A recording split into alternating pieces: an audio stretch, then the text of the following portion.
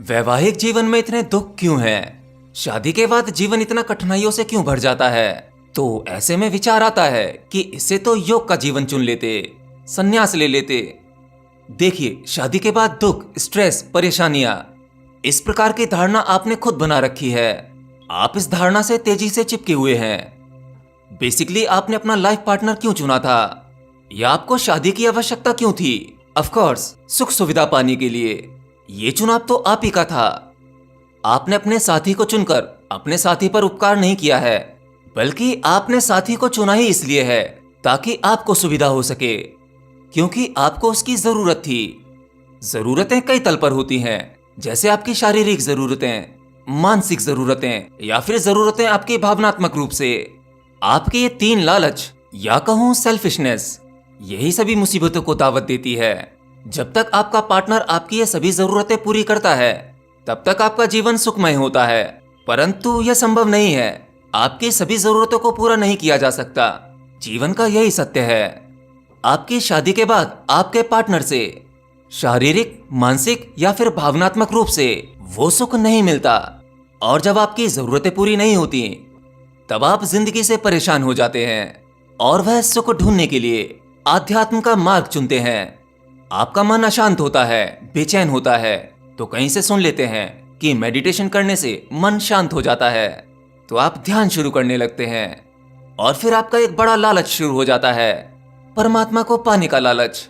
फिर मन में यह विचार आता है कि परम शांति, परम सुख तो अध्यात्म के मार्ग पर ही है। कहीं मैंने शादी करके गलत डिसीजन तो नहीं ले लिया? और फिर आप अध्यात्म और गृहस्थ दोनों के बीच झूलते रहते हैं। सुख दुख तो फिर भी लगा रहता है। असल में शांतिपूर्ण जीवन जीने के लिए, एक सुखमय जीवन जीने के लिए आपको अपने लालच को कम करना होगा। आपका पार्टनर आपका बंधन नहीं बनना चाहिए, और ना ही आपको उसे बांधने का प्रयास करना चाहिए। आप अपने पार्टनर को एक सीमा में रखना चाहते हैं, एक दायरे में, और ऐसा ही आपका पार्टनर सोचता है। परंतु आप यह भूल जाते हैं, ना तो आप उसे बांध सकते हैं और ना वो आपको। असल में रिश्ते तो बंधन मुक्त होने चाहिए। जहां बंधन है वहां विरोध तो होगा ही होगा।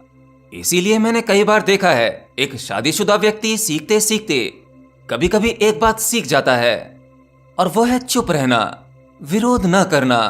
अगर आप अपने पार्टनर के साथ में शांत रहते हैं, तो आधी से ज्यादा प्रॉब्लम वैसे ही खत्म हो जाती हैं। विरोध करोगे तो प्रॉब्लम्स बढ़ेंगी।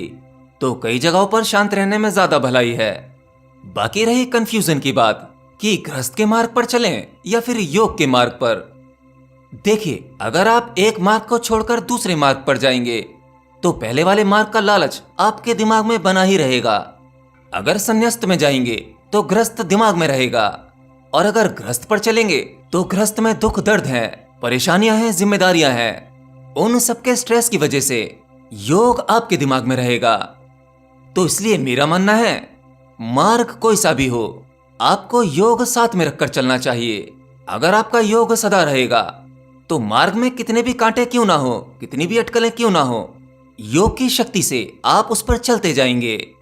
मतलब आप कहीं पर भी हो, समाज में हो, गृहस्थ में हो, योग की पुड़िया हमेशा अपनी जेब में रखें। योग आपको सही दृष्टि देता है, सही समझ देता है, जिससे आपका सामाजिक जीवन और गृहस्थ जीवन दोनों ही सुधर जाते हैं। यह एक ऐसी चीज है जो आपको जीवन जीने की कला देता है।